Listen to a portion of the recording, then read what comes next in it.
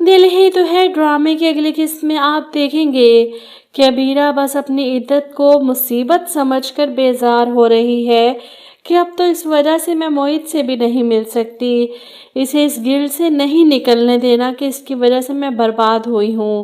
وہ معید کو بار بار اس بات کا احساس دلاتی رہے گی کہ اس کی حالت کا ذمہ دار صرف وہ ہے۔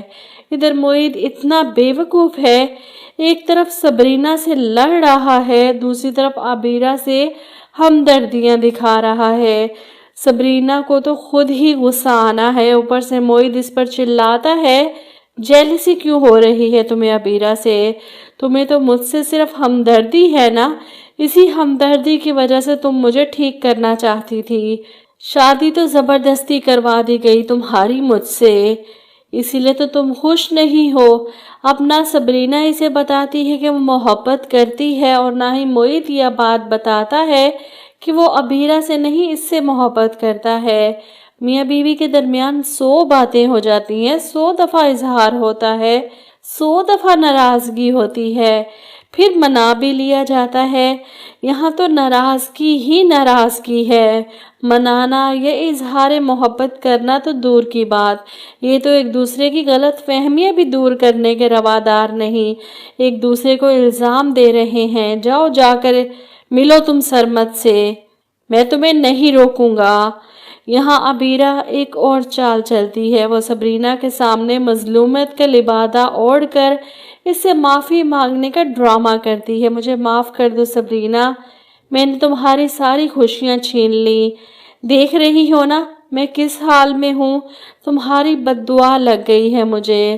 ایسے میں صبرینہ کو بھی دکھ ہوتا ہے اپنی آپی کی حالت دیکھ کر، وہ جتنی نرم مزاج لڑکی ہے، ان کی معافی کی بات ان کی حالت دیکھ کر دکھی ہو جاتی ہے کہ واقعی آپی تو اکیلی رہ گئی، ان کے پاس تو کچھ بھی نہیں ہے۔ ادھر ہارون کی ماں عبیرہ کو فون کر کے ہارون کی حالت کے بارے میں بتاتی ہیں کہ تمہیں طلاق دے کر وہ خود بھی خوش نہیں ہے، نہ تم معید کے پیچھے جاتی اور نہ یہ سب کچھ ہوتا۔ اس پر عبیرہ بھی انہیں تانے دیتی ہے کہ ہارون تو مجھ سے محبت کرتا تھا نا، پھر کیوں کیا اس نے میرے ساتھ یہ سب کچھ؟ ادھر صبرینہ سوچ رہی ہے معید عبیرہ آپی سے آج بھی محبت کرتے ہیں، اور اب تو عبیرہ آپی ان کے درمیان صرف میں ہی ایک رکاوٹ ہوں، اگر میں بھی ہٹ گئی تو یہ دونوں ایک ہو سکتے ہیں۔ وہ نہ جانے کیسی الٹی الٹی سوچیں سوچ کر پریشان ہو رہی ہے۔ وہیں دوسری طرف عبیرہ اپنی آخری چال چلتی ہے، اب آر یا پار۔ معید اس کا ہمیشہ کے لیے ہو سکتا ہے اگر وہ یہ انتہائی قدم اٹھا لے۔ وہ ہاتھ میں میڈیسن پکڑے شیشے کے سامنے کھڑی ہے۔ معید، تمہیں پانے کے لیے مجھے کیا کچھ کرنا پڑے گا؟ وہ یہ میڈیسن کھا لے گی اور جس کے بعد بے ہوشوں کی طرح اپنے بیڈ پر پڑی ہوگی۔ جب صبح ہی کمرے میں آ کر لائٹ چلاتی ہیں، کیا بات ہے عبیرہ، کھانے کے لیے بھی نہیں آئی، طبیعت ٹھیک ہے؟ اسے اس حال میں دیکھ کر وہ فوراً معید کو فون کرتی ہیں، عبیرہ کو کچھ ہو گیا، اور معید اپنی ماں اور صبرینہ سے کہتا ہے کہ بہت بڑا مسئلہ ہو گیا عبیرہ کے ساتھ، مجھے اسے ہاسپٹل لے کر جانا ہوگا۔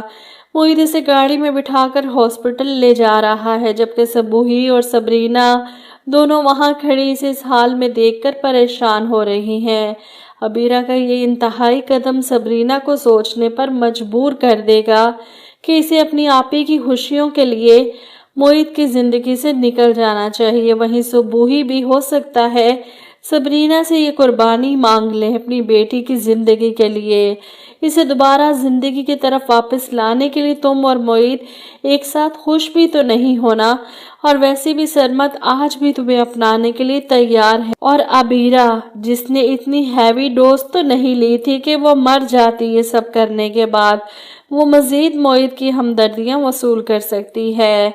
معید کا گلٹ اور بڑھ جائے گا کہ اس کی وجہ سے عبیرہ کا کیا حال ہو گیا، اور پھر آئے گا وہ موڑ جب صبرینہ خود ہی گھر چھوڑ کر اپنے باپ کے گھر چلی جائے گی، یہ کہہ کر کہ وہ مجھے بلا رہے ہیں تاکہ معید کو فیصلہ کرنے کی آزادی مل سکے کہ انہوں نے آگے کیا کرنا ہے، کس کے ساتھ رہنا ہے۔